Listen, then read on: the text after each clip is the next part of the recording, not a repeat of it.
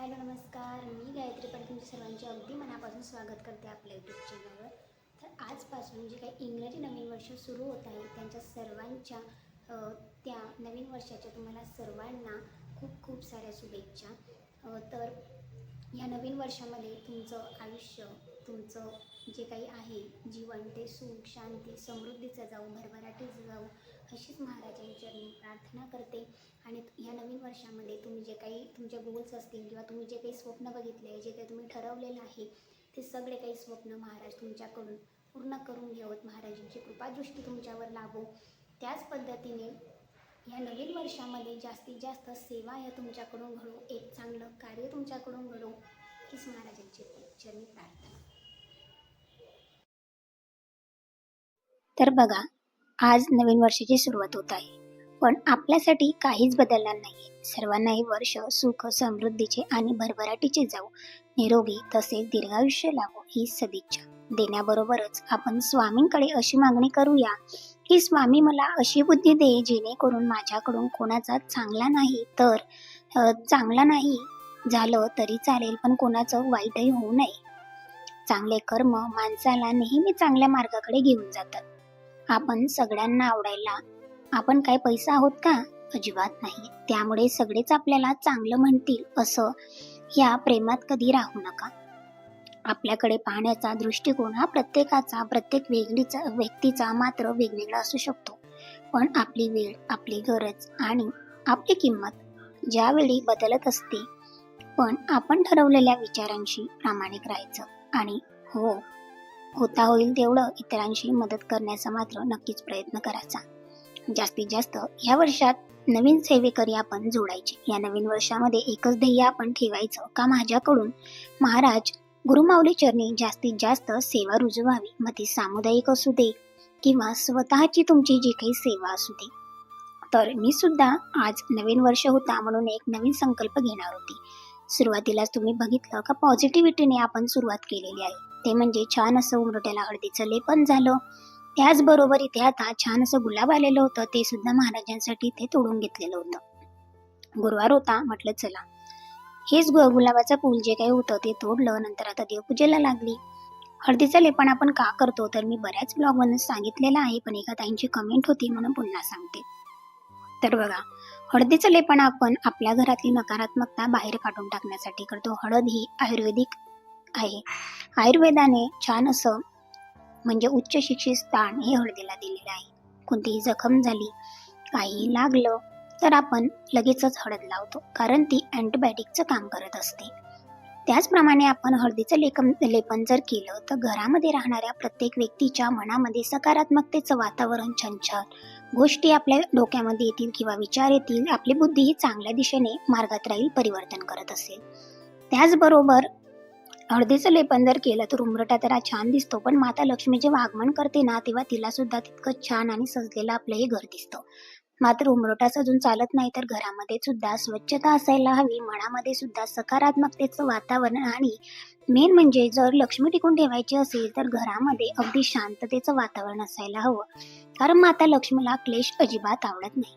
त्याचबरोबर तुम्ही बघितलं का इथे आधी महाराजांच्या मूर्तीवर मी श्री सुक्तांचा अभिषेक करून घेतलेला होता.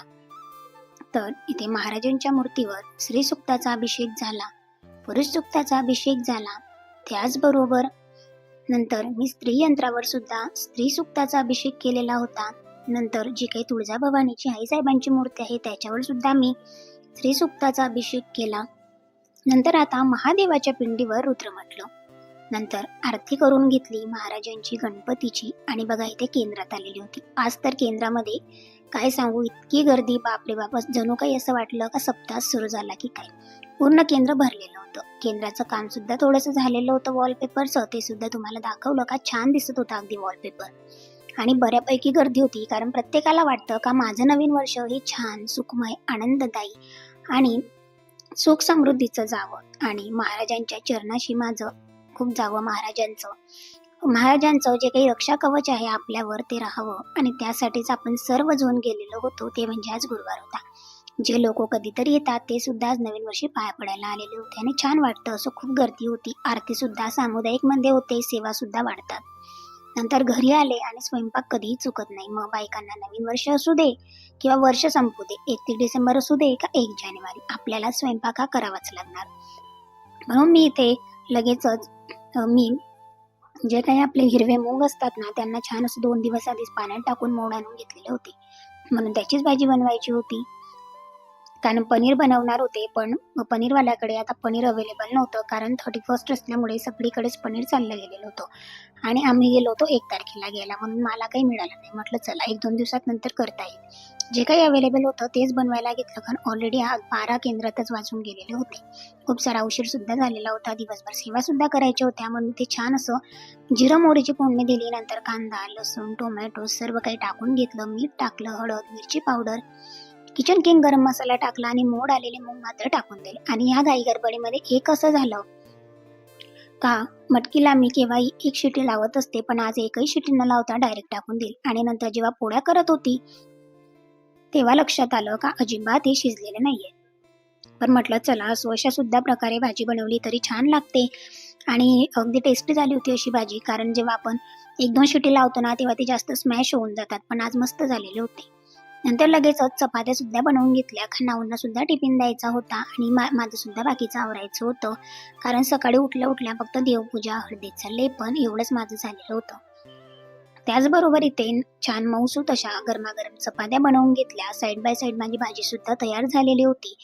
आज गोड होतं, म्हणजे आज नवीन वर्ष सुरुवात होती, म्हणून म्हटलं चला काहीतरी गोड बनवूया, म्हणून इथे लगेच शिरा सुद्धा साईडला बनवून घेतलेला होता. मात्र घाई इतकी होती ना आज का त्याचा शूट घेण्याचा मी विसरून गेले. नंतर इथे आहुंचा टिफिन भरून घेतला, थोडीशी भाजी, आणि भाजी बघा अगदी छान, अगदी दिसत सुद्धा होती का कशाची भाजी आहे. छान भाजी झालेली होती. नंतर पोळ्या, भाजी आणि नंतर थोडासा गोड म्हणून आहुंना शिरा दिला. एक टिफिनमध्ये मात्र मी स्वीट आहुंना देतच असते, कारण कधी कधी भाजी तिखट झाली किंवा जर आपले गोड खायची इच्छा झाली तर त्यासाठी आपण देत असतो. बघा नवीन वर्ष होतं म्हणून बऱ्यापैकी सेवा आज आपल्या ह्या इंग्रजी नवीन वर्षामध्ये सांगितलं होतं. कितीही नाही म्हटलं तरी आपल्याला जे आहे ते ॲक्सेप्ट करावं लागतं. ज्या सिच्युएशन आहे त्यांना ॲक्सेप्ट करून पुढे चालावं लागतं, कारण कॅलेंडर बदलणार आहे म्हटल्यावर आपण किती नाही म्हटलं की आम्ही नाही मानत किंवा आम्ही गुढीपाडव्यापासूनच मानतो तरी असं अजिबात चालत नाही. म्हणून म्हटलं चला नवीन वर्ष आहे, मग आपणच का थांबायला, प्रत्येक दिवस हा एक पॉझिटिव्हिटीने येत असतो आणि आपण आज जास्ती करून तर महाराजांचं आभार मानलं पाहिजे. आणि आम्ही आज दोघं जेव्हा केंद्रात गेलो तेव्हा निश्चितच महाराजांचा आभार मानलं. बघा इथे संध्याकाळी मी संकल्प केला, नवीन वर्ष, नवीन सुरुवात आणि एक नवीन संकल्प, तो म्हणजे आजपासून 108 स्वामीचरित्र सारामृताचे मला पारायण करायचे होते आणि 108 केंद्रामध्ये आपल्या त्रिकाल आरतीचा संकल्प. दोघी संकल्प मी सकाळीच करून घेतलेले होते, पण आता पुन्हा संध्याकाळी स्वामीचरित्र सारामृताचा करते. म्हटलं चला आजपासून सेवा करूया, जेणेकरून येणारं पूर्ण वर्ष हे छान जाईल, आनंद जाईल. आणि 108 स्वामीचरित्र सारामृत मला कधीचीच इच्छा होती वाचायची, म्हणून आता सर्व काही व्यवस्थित झालेलं होतं. म्हणून म्हटलं चला आजपासून सुरुवात करूया. आजच्या दिवसासारखा छान असा योगायोग मला कधीच मिळाला नव्हता, म्हणून आजपासून सुरुवात केली. सुरुवातीला एक माळ श्री स्वामी समर्थ मंत्राची करून घेतली, त्यानंतर श्री स्वामीचरित्र सारामृत पूर्णपणे वाचून घेतलं आणि आपलं पूर्ण जीवनाचं सार सांगतं हे स्वामीचरित्र सारामृत. तर बघा हा मार्ग असा आहे का इथे असं कोणीच नाही आहे का आलेला आहे आणि खाली पडून गेलं, तर प्रत्येकाच्या योग्यतेनुसार अनुभव मात्र नक्कीच आलेला आहे. हो, तर मी काय सांगत होते बघा, आज आपण फक्त आणि फक्त कृतज्ञता व्यक्त करण्यासाठी आपण महाराजांकडे जायचं होतं. आम्ही सुद्धा दोघं फक्त त्याचसाठी गेलेलो होतं का या 2025 मध्ये आमचं जे काही जीवन होतं, जे काही आयुष्य होतं, ते आम्ही बघितलेल्यापेक्षा खूप छान, सुंदर आणि आनंदमय गेलं. आपल्या घरामध्ये शांतता राहिली, सर्व सेवा आपल्याकडून झाल्या, मग अजून यापेक्षा काय पाहिजे असतं आपल्याला. तेच आपल्याला प्रत्येक स्त्रियांना हवं असतं का जास्तीत जास्त आपल्याकडनं सेवा व्हावी, घरामध्ये शांततेचं वातावरण राहावं आणि पारायण व्हावी, सप्ताहामध्ये सेवा व्हाव्या. या सर्वांबद्दल फक्त आणि फक्त कृतज्ञता व्यक्त करण्याचा हा दिवस होता. जे काही दिलं ते आपल्यासाठी योग्य होतं आणि जे नाही दिलं तेही आपल्यासाठी कदाचित योग्य होतं. आज जरी आपल्याला वाटत असलं की नाही मला ही गोष्ट खूप जास्त हवी होती पण मला ती 2025 मध्ये मिळाली नाहीये, तर कदाचित ती आपल्यासाठी 2026 मध्ये महाराजांनी लिहिली असावी. या गोष्टीचा आपण का विचार नाही करत? प्रत्येक जण फक्त मागण्यासाठीच तिथे जातो का? तर असं अजिबात करायला नको. तर काही दिवस, काही क्षण हे फक्त कृतज्ञता व्यक्त करण्यासाठी हे असतात. आणि आज ग्रॅटिट्यूड करायचं होतं. ते म्हणजे वर्षभरामध्ये माझ्याकडून सेवा तर करून घ्या, छान छान कामं सुद्धा करून घ्या. स्वामी मार्गात सेवा मार्ग जर एखाद्याला दाखवता आला, दुःखित पीडित लोकांपर्यंत हा मार्ग जर मला पोहोचवता आला, एखाद्याचं दुःख जर महाराजांच्या चरणाशी मला आणता आलं, तर यापेक्षा कोणतंही कार्य किंवा कोणताही मनुष्य जन्म नाही. मी तर असंच म्हणेन. आणि जन्मोजन्मी मात्र महाराजच आमचे गुरु आणि गुरु माऊली गुरु व्हावेत हीच आमची इच्छा होती. आज आहोंना सुद्धा घेऊन गेलेली होती. म्हटलं चला गुरुवार आहे. आहो सुद्धा तेच बोलले का मी काहीच मागितलं नाही, फक्त महाराजांना मी धन्यवाद म्हणून आलो. कारण जे काही आज आहे ना ते त्यांच्याच मुळे आहेत. आणि तुम्ही जर स्वामी चरित्र सारामृत दररोज वाचलं तर तुम्हाला निश्चितच कळेल का प्रत्येकाच्या आयुष्यामध्ये खूप काही अडचणी आहेत, पण त्या अडचणींवर मात करण्यासाठीच आपण परमार्थामध्ये येत असतो, त्यांची भक्ती करत असतो. त्याचबरोबर आज नवीन वर्ष होतं म्हणून रात्री झोपेपर्यंत छान अशा सेवा करायच्या होत्या.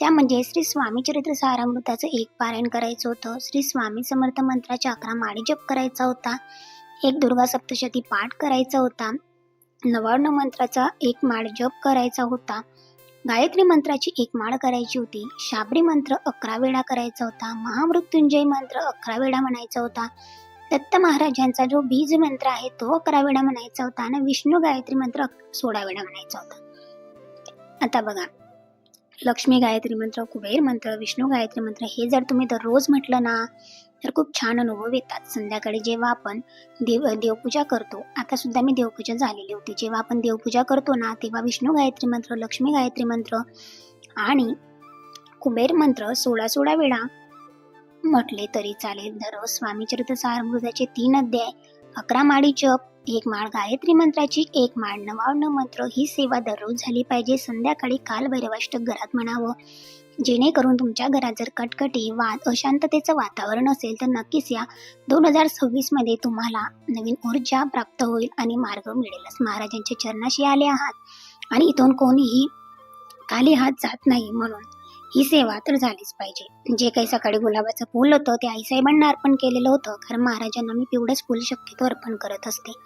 आणि आज तर गुरुवार होता आणि आईसाहेब काय आणि महाराज काय आपल्यासाठी दोघंही एकच आहेत. तर ब्लॉग कसा वाटला नक्की सांगा. पुन्हा भेटेल उद्याच्या ब्लॉगमध्ये. आजच्यासाठी एवढंच. आवडला असेल तर लाईक करा.